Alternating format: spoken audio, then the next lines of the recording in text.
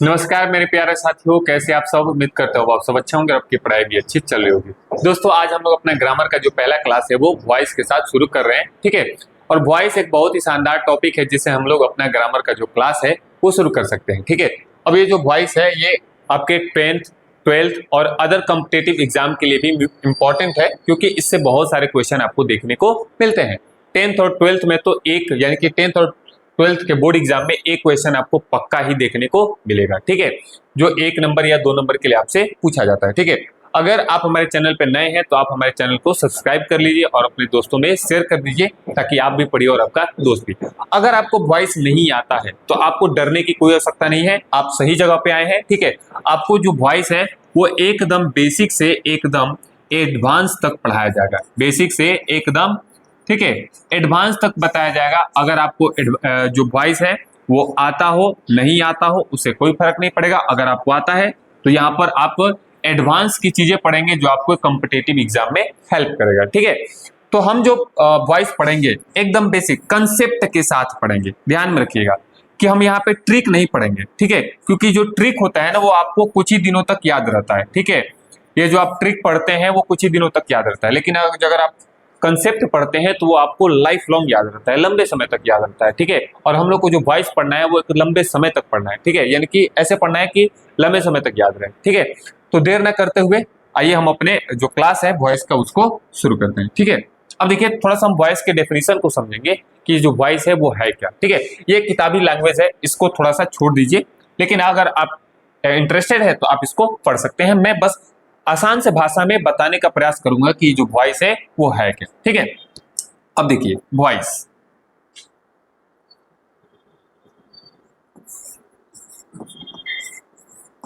ठीक, वॉइस को अगर हम देखेंगे तो इसको कहा जाता है वाच्य। वॉइस को क्या कहा जाता है जी? वाच्य कहा जाता है। अब ये जो वाच्य है ये बना है वाच से।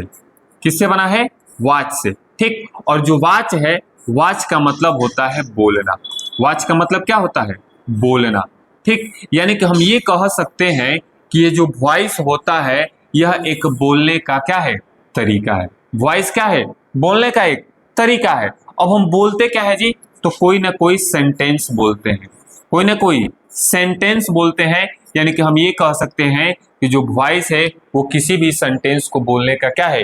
एक तरीका है। ठीक। यानी कि voice is a method of speaking of any sentence, यानी कि किसी भी सेंटेंस को बोलने का एक तरीका है। लेकिन जब हम बोलते हैं, ठीक है, तो ये देखते हैं कि बोलते टाइम हम किन चीजों को इंपॉर्टेंस दे रहे हैं, किन चीजों को इंपॉर्टेंस दे रहे हैं। ठीक है। क्योंकि जब हम कोई भी चीजें बोलते हैं तो उसमें किसी शब्दों को कम बोलते हैं, किसी शब्दों को जोर या दबाव देके बोलते हैं, है ना। तो वही इंपॉर्टेंस कहलाता है। ठीक है। यानी कि जब हम किसी सेंटेंस को बोलते हैं तो उसमें किन चीजों पर, किन चीजों को इंपॉर्टेंस दे रहे हैं। ठीक है। और ये हमको पूरा का पूरा जो सिखाता है वो कौन सिखाता है? वॉइस। यानी कि वॉइस एक बोलने का तरीका है सेंटेंस को। आप इतना समझ गए हो? ठीक है। जैसे यहाँ पे भी लिखा है कि जो वॉइस है वो वर्ब का वो रूप है, ठीक है, जो ये दर्शाता है कि कोई व्यक्ति या कोई वस्तु कोई काम कर रहा है या कोई काम किसी व्यक्ति या वस्तु के लिए किया जा रहा है। ठीक है। सिंपल सा इसका पूरा का पूरा निचोड़ है। ठीक है। अब ये जो सेंटेंस है और थोड़ा इसको विस्तार में और करें। ठीक है। जो सेंटेंस है इसको हम लोग क्या बोलते हैं? वाक्य। क्या बोलते हैं? वाक्य।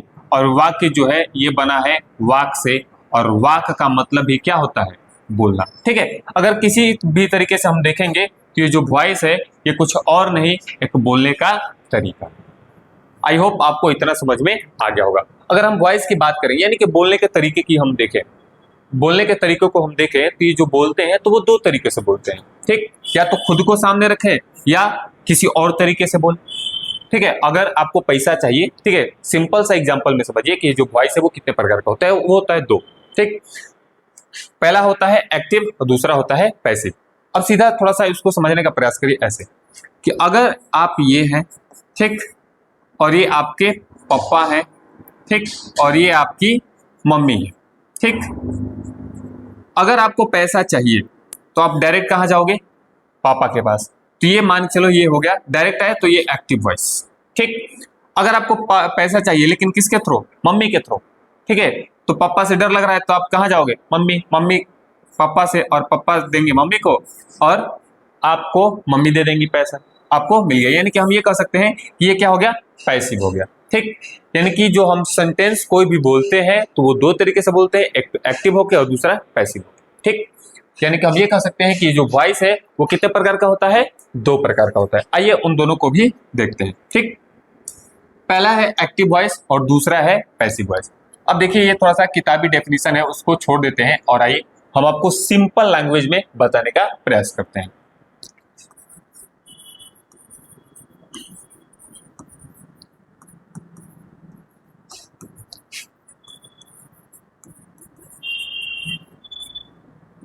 When doer is important, doer यानी कि कर्ता और कर्ता यानी कि सब्जेक्ट।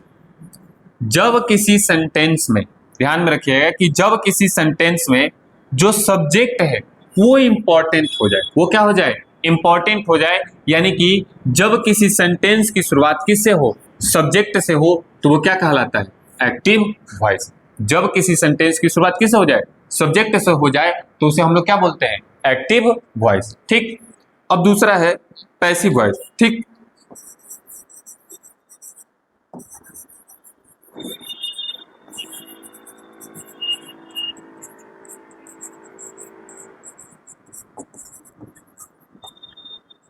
ठीक, अब देखिए, अब पैसिव वॉइस का डेफिनेशन क्या है कि when work done is important. When work done is important मतलब वर्क डन मतलब होता है किया गया कार्य, और जो किया गया कार्य होता है इसको हम लोग बोलते हैं कर्म, और कर्म को इंग्लिश में क्या बोलते हैं, ऑब्जेक्ट। ठीक, यानी कि जब किसी सेंटेंस की शुरुआत किससे हो जाए, ऑब्जेक्ट से हो जाए, तो उसे हम लोग क्या बोलेंगे, पैसिव वॉइस बोलेंगे। ठीक, सिंपल सा दो एग्जांपल से आपको समझाने का प्रयास कर रहा हूं। ठीक है, पहला है कि I gave a book, I gave a book, I gave a book, मैंने एक किताब दिया। अब यहां पर जो काम हो रहा है वो क्या हो रहा है, देने का, किताब देने का। कर कौन रहा है, आई, कर कौन रहा है, आई, यानी कि ये कहलाएगा कर्ता, ये क्या कहलाएगा, कर्ता, और कर्ता यानी कि सब्जेक्ट। यानी कि जब किसी सेंटेंस की शुरुआत किस हुई है, सब्जेक्ट से हुई है, तो ये हो जाएगा आपका एक्टिव वॉइस। लेकिन एक और सेंटेंस आप समझिए कि कहूं कि अ बुक was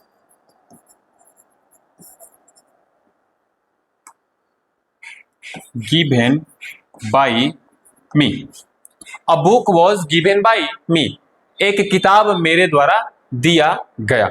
अब यहां पर जो काम हो रहा है वो किताब को देने का, यानी कि ये हो गया आपका ऑब्जेक्ट, और कर कौन रहा है, मी, ये है सब्जेक्ट। किताब को देने का काम कौन कर रहा है, मी, यानी कि वो हो गया सब्जेक्ट।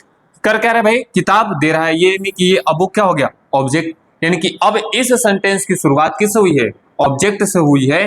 ठीक है, तो अब ये जो सेंटेंस होगा ये किसमें होगा, पैसिव वॉइस होगा। अब ये किसमें होगा, पैसिव वॉइस। आई होप आपको समझ में आ गया होगा कि एक्टिव वॉइस क्या है और पैसिव वॉइस क्या है। सिंपल सा अगर इसका डेफिनेशन देखेंगे तो वही लिखा हुआ है कि व्हेन द वर्ब इंडिकेट्स, जब वर्ब ये दर्शाए कि the subject has done something, यानी कि सब्जेक्ट ने कोई काम किया है। सिंपल हम तो वही बताए कि जब किसी सेंटेंस की शुरुआत किससे हुई है, सब्जेक्ट से हुई हो, तो उसे हम लोग कहेंगे एक्टिव वॉइस। लेकिन जब किसी सेंटेंस की शुरुआत किससे हो, ऑब्जेक्ट से हो, तो उसे हम लोग बोलते हैं पैसिव वॉइस। उम्मीद करता हूं आपको एक्टिव और पैसिव वॉइस समझ में आ गया होगा। ठीक है, अगर आपको समझ में आ गया है तो आप कमेंट करके जरूर बताइएगा कि हाँ आपको ये जो एक्टिव वॉइस है और पैसिव वॉइस है वो समझ में आ गया। ठीक है, आइए इसको और आगे अपनी कहानी को हम लोग ले चलते हैं। ठीक है, जब हम देखते हैं वॉइस को, तो वॉइस में जो सिंपल हम लोग पढ़ते हैं वो पढ़ते हैं ट्रांसफॉर्मेशन। क्या पढ़ते हैं जी, ट्रांसफॉर्मेशन। अब हम पहले ये समझेंगे कि ये जो ट्रांसफॉर्मेशन वर्ड है इसका मतलब क्या होता है, यानी कि ट्रांसफॉर्मेशन जो है ये होता क्या है। ठीक है, तो ट्रांसफॉर्मेशन का सिंपल सा अगर मतलब मैं आपको समझाने का प्रयास करूं, ठीक है, तो वो होता है कि change in the structure, change in the structure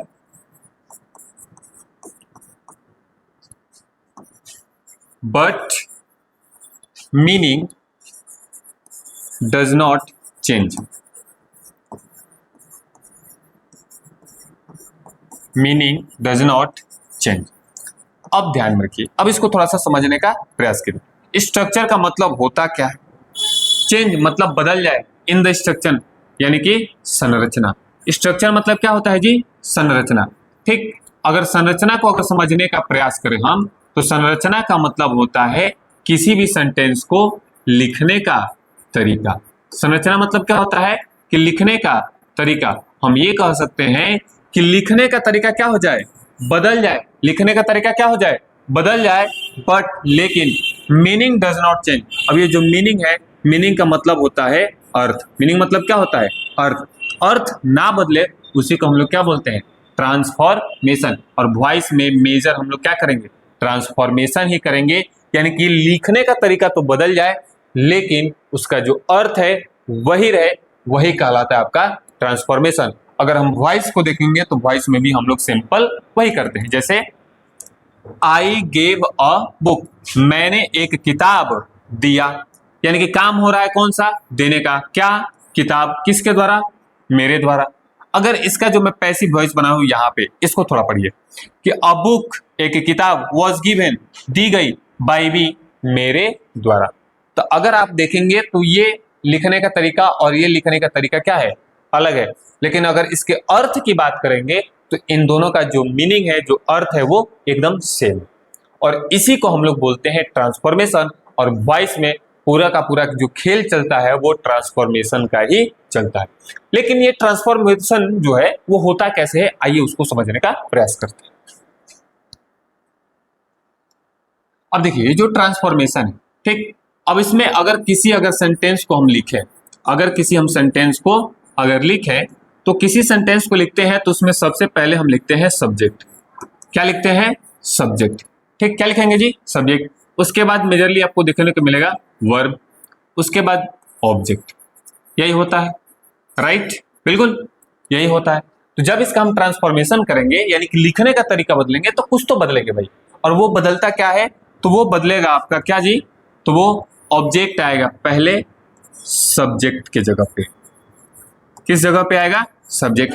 लेकिन जो ऑब्जेक्ट है सब्जेक्ट की जगह पे आता है तो वो सब्जेक्टिव केस में आता है। किस में आता है?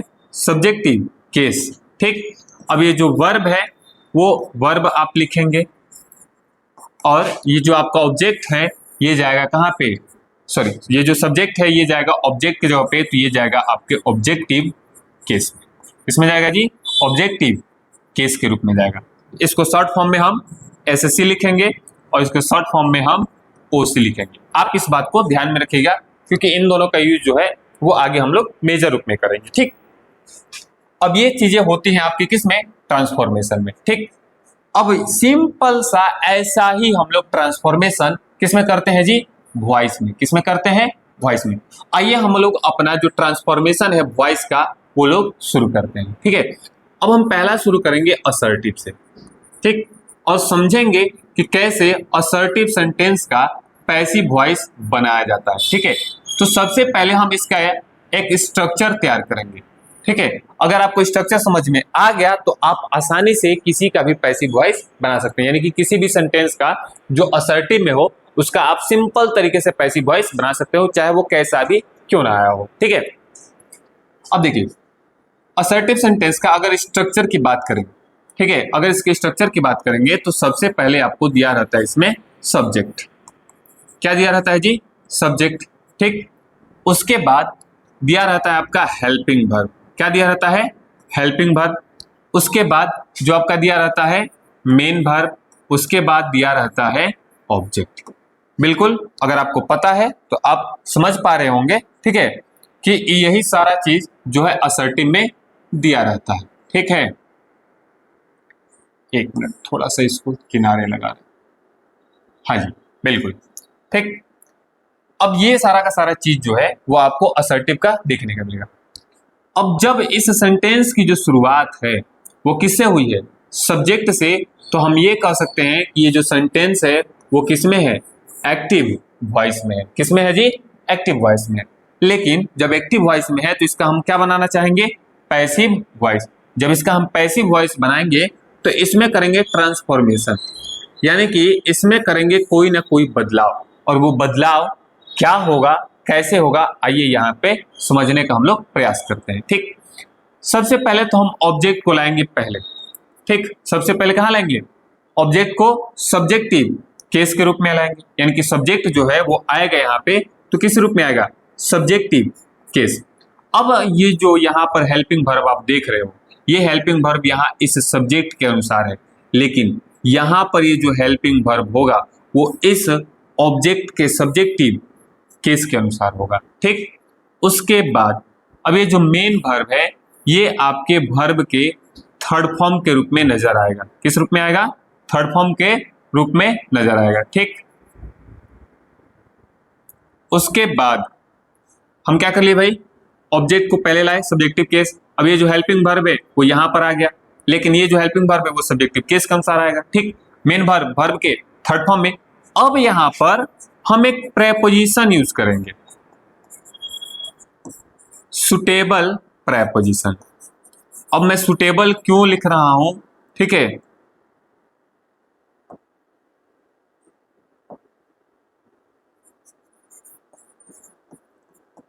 Suitable preposition. और सुटेबल प्रेपोजिशन में क्यों लिख रहा हूं ये आगे आपको हम बताएंगे। यहां पर बहुत सारे लोग मेजरली एक ही प्रेपोजिशन का यूज करते हैं और वो यूज करते हैं बाई का, जो कि सही नहीं है। हर जगह पे बाई का हम लोग यूज नहीं कर सकते हैं। ठीक है, इसलिए यहाँ पर 4 से 5 आपको प्रेपोजिशन याद रखना है जो मेजरली यूज होते हैं। ठीक है, उसके बाद प्रेपोजिशन, उसके बाद आपको इस सब्जेक्ट को, ठीक है, इस सब्जेक्ट को आप ले जाएंगे कहाँ पे, इस ऑब्जेक्ट के जगह पे, तो वो आएगा आपके ऑब्जेक्टिव केस के रूप में। ठीक, तो पहले हम आप समझते हैं कि कौन कौन से प्रेपोजिशन है जो हम लोग को याद रखना है। ठीक है, अब देखिए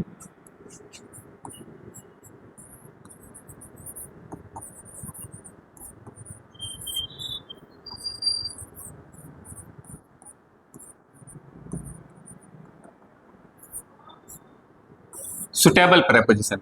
अब ये जो पहला प्रेपोजिशन आपको याद रखना है वो याद रखना है बाई। पहला क्या याद रखना है जी, बाई।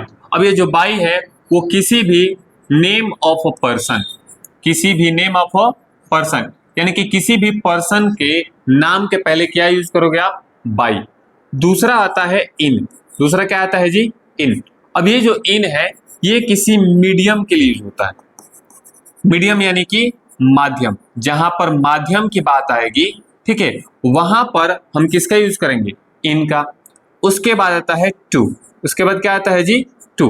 अब ये जो टू है जहां पर वर्ब के रूप में आपको देखने को मिल जाए नो, या वर्ब के रूप में देखने को मिल जाए मैरी। क्या देखने को मिल जाए, मैरी। नो मतलब होता है जानना, मैरी मतलब होता है शादी करना। ठीक है, लगभग आप जानते होंगे। ठीक, तो वहां पर जहां पे वर्ब के रूप में दिख जाए नो और मैरी, वहां पर जो आप प्रेपोजिशन यूज करोगे वो यूज करोगे टू। उसके बाद आता है विद। क्या आता है जी, विद। अब ये जो विद है, ठीक है, ये टूल या इंस्ट्रूमेंट, टूल या इंस्ट्रूमेंट, यानी कि औजारों के नाम से पहले आप क्या यूज करोगे, विद यूज करोगे। उसके बाद एक आता है एट। तो जो एट है ये बिहेवियर पर, मेजरली बिहेवियर जहां पर लिखा हुआ आ जाएगा, ठीक है, तो वहां पर आप क्या यूज करोगे, एट यूज करोगे। तो इतने प्रेपोजिशन जो है आपको याद रखना है, और सुटेबल जो जहां पर लग सकता है वहां पर उस प्रेपोजिशन को फिट करना है। ठीक है, जैसे यहां पर आप देखेंगे कि अगर मैं केवल बाई लिख देता तो क्या हो जाता, गलत हो जाता। क्या होता, गलत, क्योंकि केवल हम बाई ही प्रेपोजिशन नहीं, बहुत सारे प्रेपोजिशन, यानी कि एक बाई है, दूसरा इन है, तीसरा टू है, चौथा विद है और पांचवा एट। ये पांचों आपको प्रेपोजिशन उस सेंटेंस के अकॉर्डिंग यूज करना है। ठीक है, आई होप आपको इतना समझ में आ गया होगा। इसी के साथ आपको एक चीज और याद रखना है, ठीक है, और वो चीज है पर्सनल प्रोनाउन। वो क्या है जी, पर्सनल प्रोनाउन। ठीक, अब पर्सनल प्रोनाउन जो है ये क्यों याद रखना है मैं बताऊंगा। ठीक है, अब ये जो पर्सनल प्रोनाउन है इसको याद रखेंगे इसलिए क्योंकि यहां पर हम जैसे ही आपको बताए, ठीक है, कि जो ऑब्जेक्ट है वो कहां पर आता है, सब्जेक्टिव केस के जगह पे जाता है। अब ये जो सब्जेक्ट है वो कहां पे जाता है, ऑब्जेक्टिव केस के जगह पे जाता है। तो आपको ये पता होना चाहिए कि किसका सब्जेक्टिव केस क्या होता है और किसका ऑब्जेक्टिव केस क्या होता है। ठीक है, अगर हम पर्सनल प्रोनाउन की बात करेंगे तो इनकी संख्या होती है 7। पहला है आई, ठीक, दूसरा वी, तीसरा यू, उसके बाद ही, शी, इट, उसके बाद दे। आई होप आपको इतना पता होगा। तो इसके जितने भी केसेस हैं वो आपको याद रखना है, और मेजरली आपको 2 केस याद रखना है। पहला सब्जेक्टिव केस और दूसरा ऑब्जेक्टिव केस। पहला सब्जेक्टिव केस और दूसरा ऑब्जेक्टिव केस आपको याद रखना है। अगर ये सारा जो सारा चीज है अगर आप याद कर लेते हो तो आपसे अच्छा वॉइस कोई नहीं जान सकता है। ये पूरा का पूरा जो फंसाने वाला है मैंने आपको एकदम विस्तार रूप से बता दिया है, लिख भी दिया है। ये सारा का सारा चीज जो बहुत सारे लड़के गड़बड़ हो जाते हैं आपको ये याद रख लेना है। ठीक, यहाँ पे ये बताए कि कैसे चेंज करना है। ठीक है, यहाँ पर कैसे चेंज करना है आपको ये पूरा विस्तार तरीके से बताए। अगर आप एक एक चीज याद करते चलोगे, ठीक है, तो आप आसानी से समझ पाओगे और आसानी से एक्टिव वॉइस से पैसिव वॉइस बना पाओगे। ठीक, जैसे ये सब्जेक्टिव केस है, इनकी संख्या कितनी है? 7। आई का जो ऑब्जेक्टिव केस होता है वो होता है मी। बी का ऑब्जेक्टिव केस अस। यू का ऑब्जेक्टिव केस यू। ही का ऑब्जेक्टिव केस हिम। सी का ऑब्जेक्टिव केस हर। और इट का ऑब्जेक्टिव केस इट होता है और दे का ऑब्जेक्टिव केस देम होता है।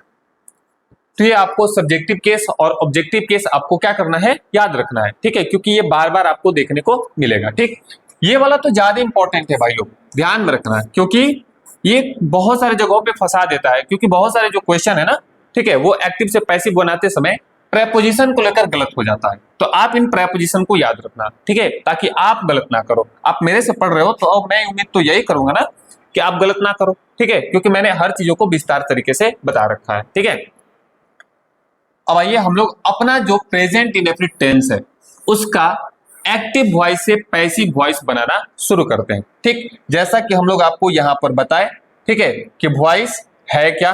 ठीक, वॉइस है क्या। दूसरा क्या बताए? वॉइस कितने प्रकार का होता है? 2 प्रकार का होता है, एक्टिव वॉइस, पैसिव वॉइस। तीसरा ये बताए कि जो वॉइस है उसमें हम लोग क्या करते हैं? तो ट्रांसफॉर्मेशन करते हैं। क्या करते हैं जी? ट्रांसफॉर्मेशन करते हैं। ट्रांसफॉर्मेशन क्या होता है? तो किसी सेंटेंस के लिखने का तरीका बदल जाए लेकिन उसका अर्थ ना बदले। ठीक, तीसरा क्या हम बताए जी कि जब जो सेंटेंस है उसमें ट्रांसफॉर्मेशन करते हैं तो कैसे करते हैं, यानी कि उनमें बदलाव करते हैं तो कैसे करते हैं। ठीक है, अब जो असर्टिव सेंटेंस है, ठीक है, इसका ये स्ट्रक्चर होता है और ऐसे इसका हम एक्टिव वॉइस से पैसिव वॉइस बनाते हैं। अभी देखिए जो ऑब्जेक्ट है इसको एजेंट भी कहा जाता है। इसको क्या कहा जाता है?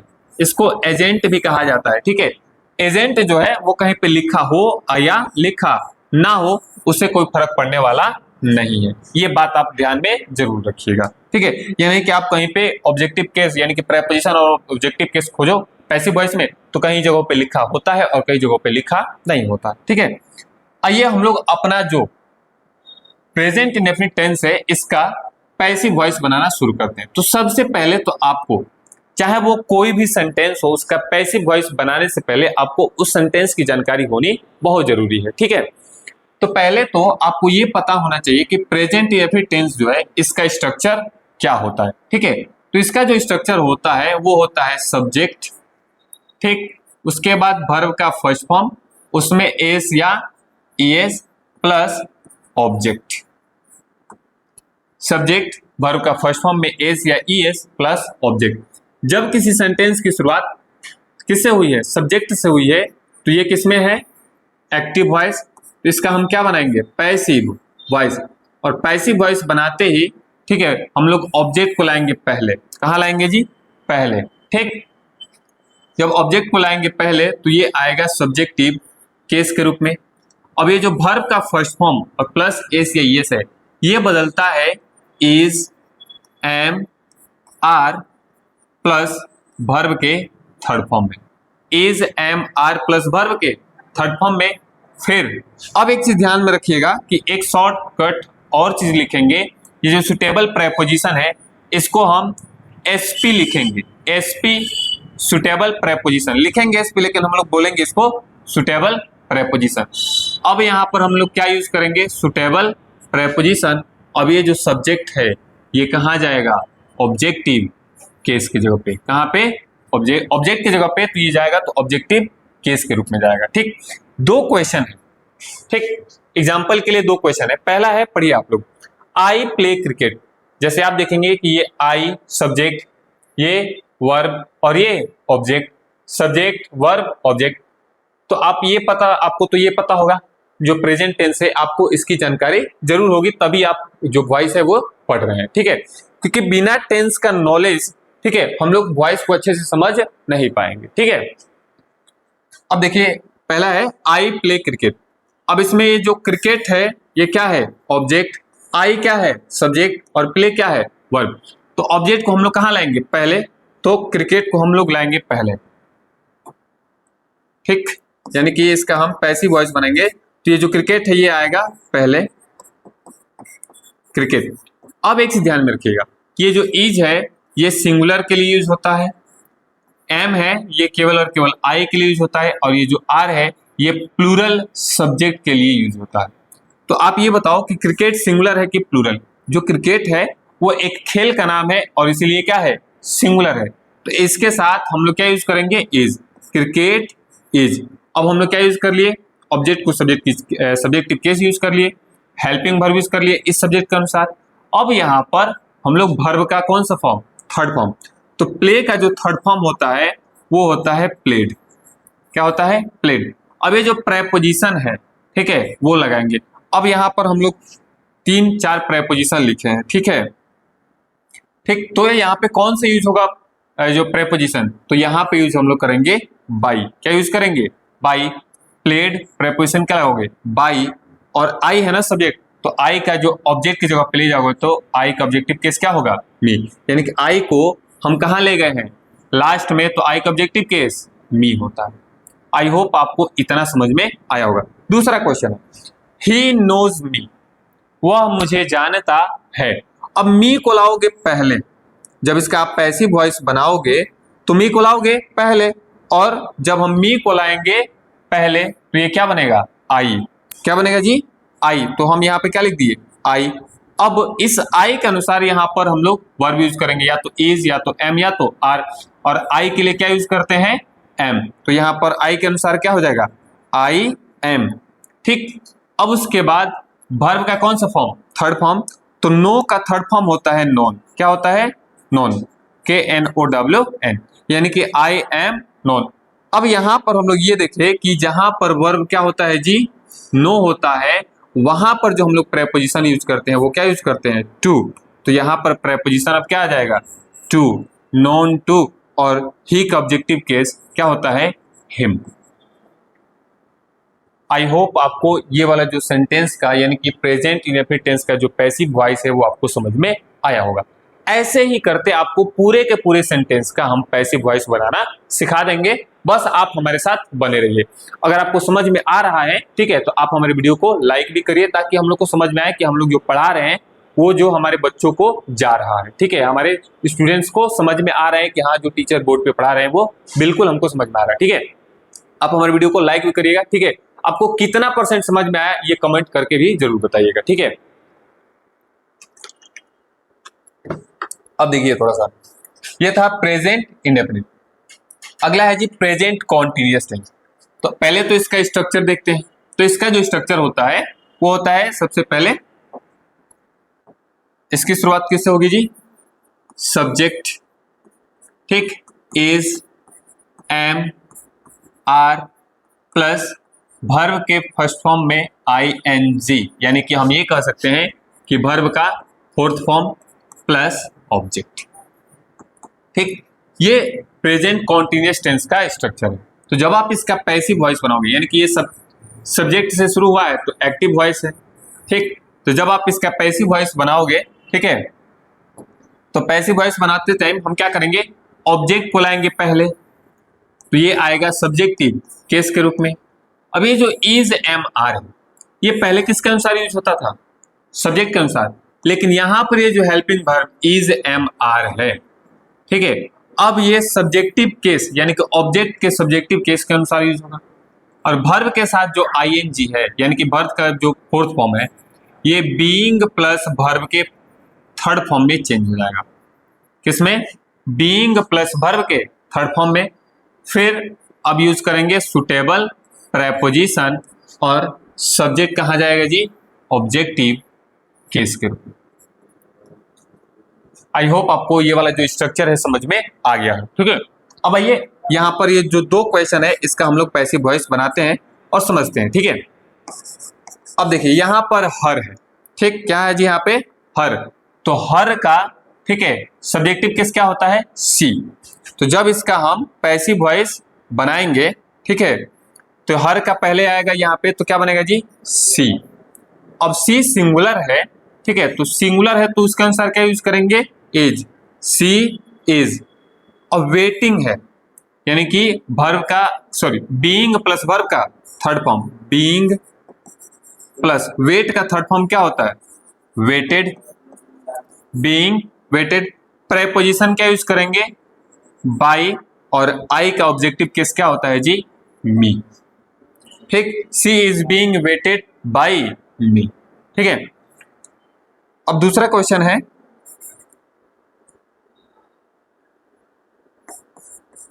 अब दूसरा क्वेश्चन थोड़ा सा पढ़िए और समझिए।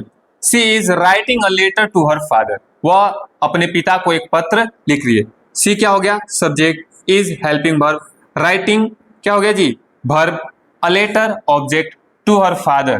ठीक है, यहां पर ऑब्जेक्ट कौन है जी? A letter. तो अ लेटर को लाओगे पहले, पैसिव वॉइस बनाते समय क्या लाओगे पहले? A letter. ठीक, अ लेटर। अब ये बताओ अ लेटर सिंगुलर होगा कि प्लूरल होगा? तो ये होगा सिंगुलर। ठीक, और सिंगुलर है तो हेल्पिंग वर्ब क्या यूज करोगे? इज। क्या यूज करोगे? इज। अ लेटर इज, उसके बाद क्या? Being. A letter is being, a letter is being written. फिर वर्ब का कौन सा form? Third form, written to her father, to her father. ठीक, अब क्या यूज करोगे जी? प्रेपोजिशन क्या? बाई। और सी का ऑब्जेक्टिव केस हर, सी का ऑब्जेक्टिव केस हर। तो ऐसे करके आप प्रेजेंट कॉन्टिन्यूअस टेंस का पैसिव वॉइस बना सकते हो। ठीक है, थोड़ा इसको ऑब्जर्व करिए बढ़िया से कि कैसे हम पैसिव वॉइस बना रहे हैं। ठीक है, देखिए एक एक चीजों को आप समझ के चलिए। ठीक है, जब आप छोटी छोटी चीजों को समझेंगे ना तब आप बढ़िया से पढ़ पाएंगे और आप बढ़िया से समझ पाएंगे कि कैसे पैसिव वॉइस में चेंज करना है। ठीक है, अब ये है, अब पहले हम लोग क्या देखे? प्रेजेंट इनडेफिनिट टेंस का। अभी हम लोग क्या देखे? प्रेजेंट कॉन्टिन्यूअस टेंस का। ठीक, अभी हम लोग क्या देखेंगे? प्रेजेंट परफेक्ट टेंस का। ठीक, तो जो प्रेजेंट परफेक्ट टेंस है, ठीक है, इसका जो स्ट्रक्चर होता है वो होता है सब्जेक्ट प्लस हैज या हैव प्लस वर्ब का थर्ड फॉर्म प्लस ऑब्जेक्ट। तो जब आप इसका पैसिव वॉइस बनाओगे, ठीक है, तो ये जो ऑब्जेक्ट ये आएगा पहले, ये कहाँ आएगा जी? पहले। और किस केस में आएगा?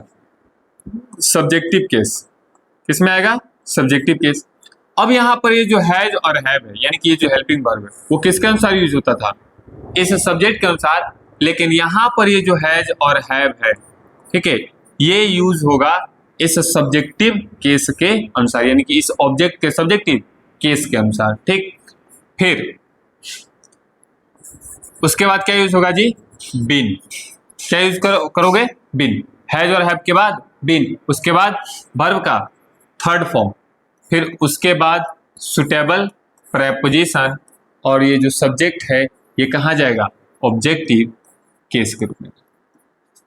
ठीक, अब एक क्वेश्चन है, इसको उसी पर हम लोग, उसी के अनुसार हम लोग क्या करेंगे? इसको पैसिव वॉइस में चेंज करेंगे। ठीक है, देखिए, they have robbed a bank, कि वे लोग एक बैंक को लूट चुके हैं। अब यहाँ पर ये जो हैव है वो किसके अनुसार है? दे के अनुसार। किसके अनुसार? दे के अनुसार। लेकिन जब आप इसका पैसिव वॉइस बनाओगे, अ बैंक ऑब्जेक्ट है, इसको लाओगे पहले, अ बैंक।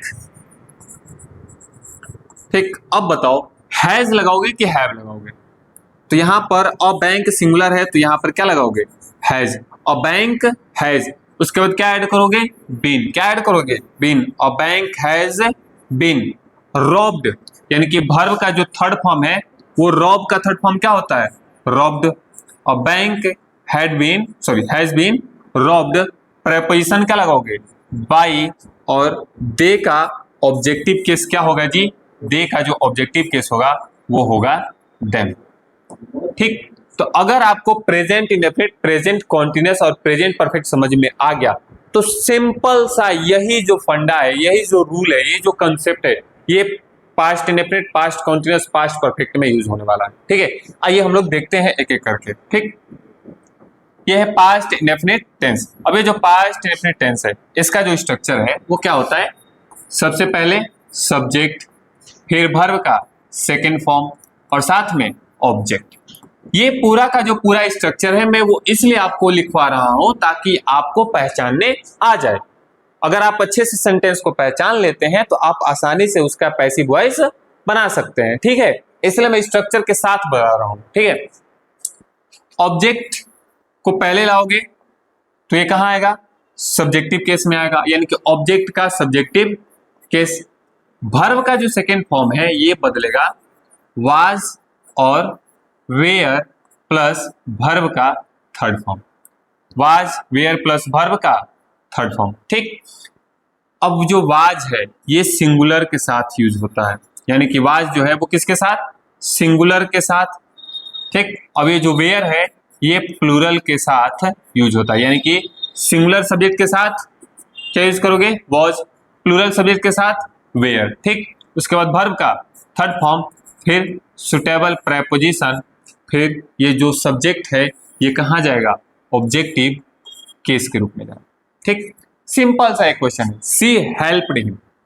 ठीक, सी क्या है जी, सब्जेक्ट, हेल्प्ड क्या है, वर्ब का सेकेंड फॉर्म, और हिम क्या है, ऑब्जेक्ट। सिंपल सा इसी पर है। तो इसका अगर पैसिव वॉइस बनाना चाहोगे, ठीक है, तो सिंपल सा क्या करोगे, ऑब्जेक्ट को लाओगे पहले, और ये जो हिम है ये अगर पहले आएगा, ऑब्जेक्ट है तो सब्जेक्टिव केस के रूप में आएगा, तो ये क्या आएगा, ही। क्या आएगा जी, ही आएगा। उसके बाद वाज और वेयर, ही सिंगुलर है तो इसके साथ क्या यूज करोगे, वाज, ही वाज। उसके बाद वर्ब का थर्ड फॉर्म, हेल्प का थर्ड फॉर्म क्या होता है, हेल्प्ड।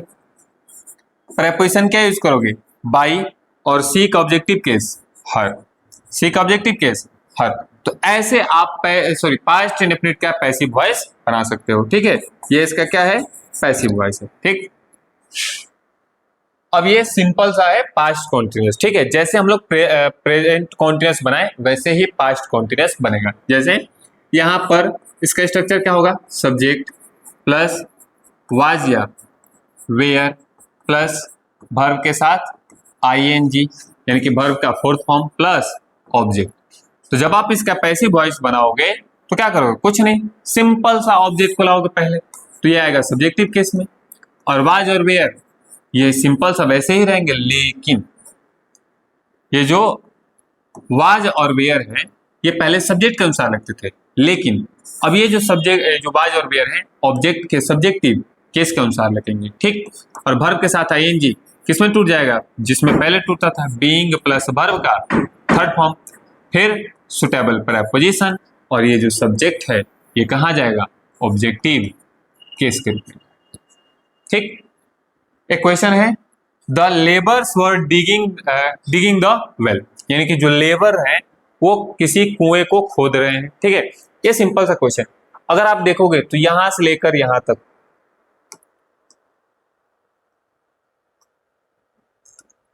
यहां से लेकर यहां तक, यानी कि द लेबर्स, ये क्या है, सब्जेक्ट, वर हेल्पिंग वर्ब, ठीक, डिगिंग ये वर्ब का फोर्थ फॉर्म, ठीक, और ये क्या है, द वेल ऑब्जेक्ट।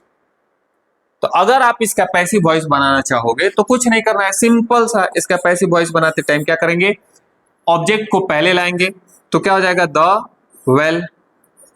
वेल मतलब होता है कुआं, ये होता है सिंगुलर, सिंगुलर है तो वाज की वेयर, वाज लगाओगे, द वेल वाज। अब वर्ब के साथ आईएनजी किसमें टूटेगा, बीइंग प्लस वर्ब का थर्ड फॉर्म, यानी कि डिगिंग का क्या हो जाएगा, डिग्ड।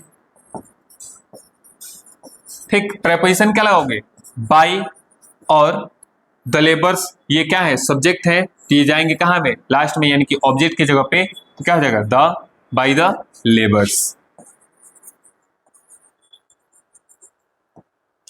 आई होप आपको इतना जरूर समझ में आया होगा। तो ये है पास्ट कंटिन्यूअस टेंस का। अब देखते हैं पास्ट परफेक्ट टेंस। अब देखिए पास्ट परफेक्ट टेंस सिंपल सा प्रेजेंट परफेक्ट टेंस के जैसा ही चेंज होगा। पहले तो इसका स्ट्रक्चर आप समझो, ठीक है। तो सबसे पहले इसमें क्या होगा, सब्जेक्ट, उसके बाद हेड, उसके बाद वर्ब का थर्ड फॉर्म, उसके बाद ऑब्जेक्ट, ठीक है। जब आप इसका पैसिव वॉइस बनाओगे, ठीक है, जब आप इसका पैसिव वॉइस बनाओगे तो जो ऑब्जेक्ट है ये आएगा पहले सब्जेक्टिव केस के रूप में, ठीक। ये जो हेड है ये तो हेड और साथ में क्या ऐड होगा, बीन, क्या ऐड होगा, बीन। फिर वर्ब का थर्ड फॉर्म, फिर सुटेबल प्रेपोजिशन, और ये जो सब्जेक्ट है ये कहाँ जाएगा, ऑब्जेक्टिव केस, यानी कि ऑब्जेक्टिव केस के रूप में ऑब्जेक्ट के स्थान पे जाएगा, ठीक है। जैसे he had watched this movie, अब ये क्या है, सब्जेक्ट, ये हेल्पिंग वर्ब, ये वर्ब का थर्ड फॉर्म, और ये दिस मूवी ये क्या है, ऑब्जेक्ट। इस ऑब्जेक्ट को हम लोग कहाँ लाएंगे, पहले लाएंगे, ठीक। तो इस ऑब्जेक्ट को पहले लाएंगे, पैसिव वॉइस बनाएंगे इसका, तो दिस मूवी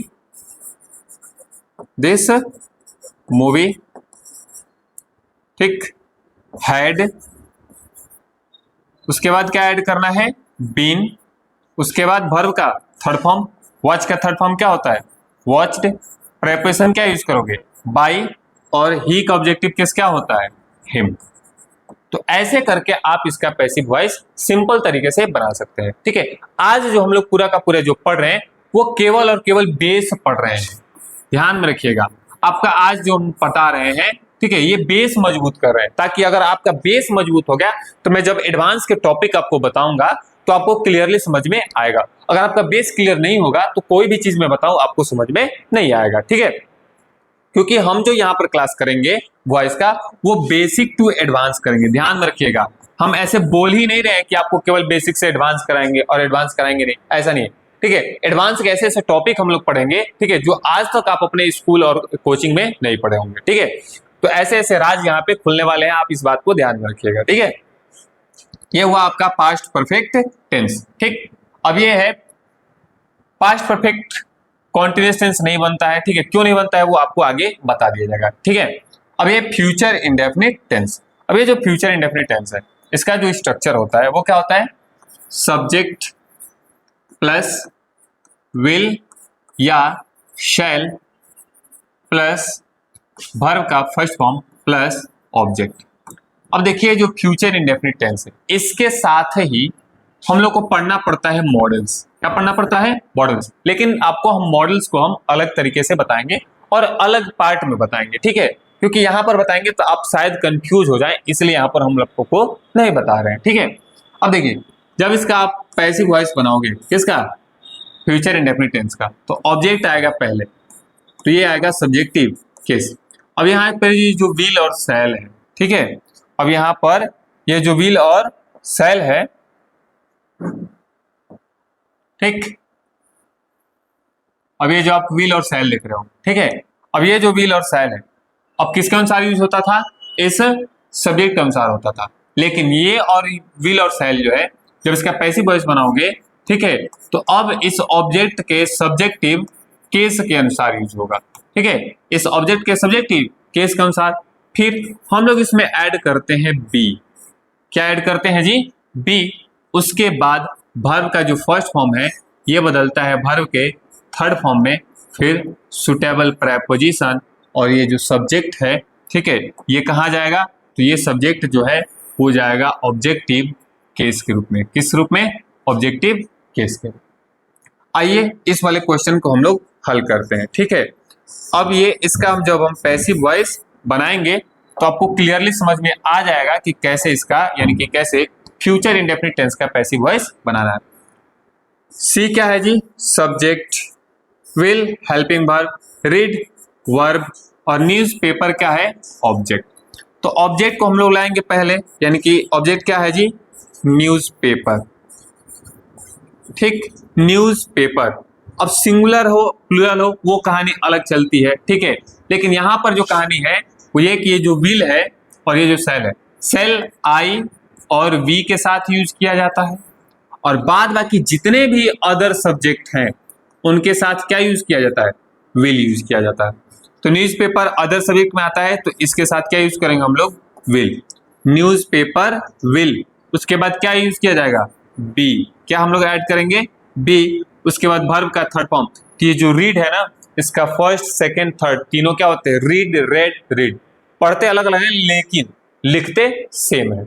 तो बी रीड का थर्ड फॉर्म रीड, प्रेपोजिशन क्या यूज करोगे, बाई, और सी का ऑब्जेक्टिव केस हर, सी का objective case her. I hope आपको इतना समझ में आया होगा एकदम क्लियरली। अगर आपको क्लियरली समझ में आ गया है तो आप कमेंट करके जरूर बताइएगा कि आपको कितना समझ में आया, ठीक है। अब आइए, आपका जो फ्यूचर इंडेफिनिट टेंस है वो इस तरीके से बनता है। अब बात करेंगे फ्यूचर कॉन्टिन्यूअस टेंस की। तो जो फ्यूचर कॉन्टिन्यूअस टेंस है उसका पैसिव वॉइस नहीं बनता है। किसका किसका नहीं बनता है, आप ध्यान में रखिएगा। क्यों नहीं बनता है आगे चल के हम आपको बताएंगे, ठीक है। Present perfect tense, sorry, present perfect continuous tense, past perfect continuous tense, future continuous tense, future perfect continuous tense, इन चार का नहीं बनता है, बाद बाकी सबका पैसिव वॉइस बनता है। आगे हम लोग ये भी पढ़ेंगे किसका पैसिव वॉइस बनेगा और किसका पैसिव वॉइस नहीं बनेगा, क्योंकि जितने भी सेंटेंस है उन सबका पैसिव वॉइस बनाना संभव नहीं है, ठीक है। क्योंकि जब हम वर्ब को देखेंगे तो ये जो वर्ब होता है ना वो दो प्रकार का होता है। पहला होता है ट्रांजिटिव वर्ब और दूसरा होता है इनट्रांजिटिव वर्ब।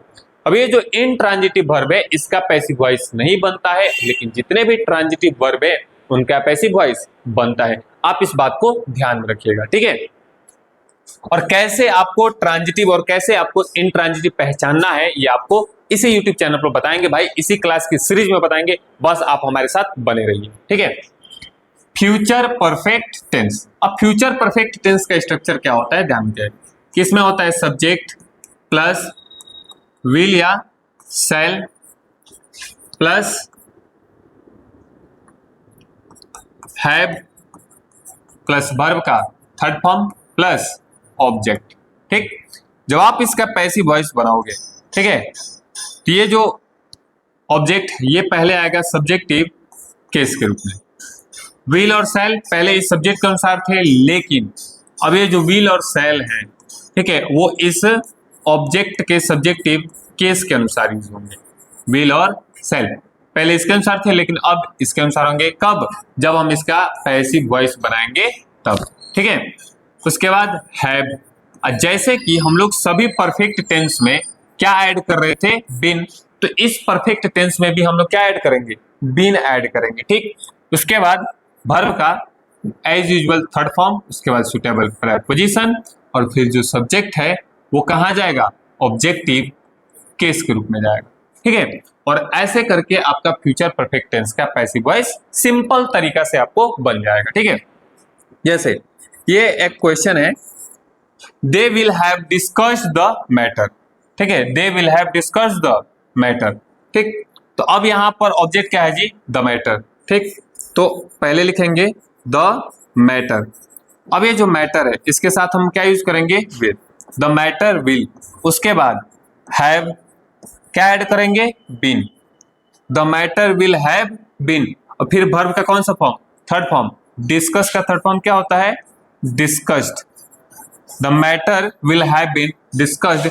प्रेपोजिशन क्या यूज करेंगे, बाई, और डे का ऑब्जेक्टिव केस कैन, ठीक। तो जैसा कि हम जितने भी सेंटेंस थे, जितने भी टेंस थे, सॉरी सेंटेंस नहीं टेंस, जितने भी टेंस थे उनका कैसे पैसिव वॉइस बनेगा आपको हम बता चुके हैं, ठीक है। अब इसके आगे का जो क्लास है वो आपको कल देखने को मिलेगा, ठीक है। और कल हम लोग ये डिस्कस करेंगे, ठीक है, कि किसका पैसिव वॉइस बन सकता है और किसका पैसिव वॉइस नहीं बन सकता है, ठीक है।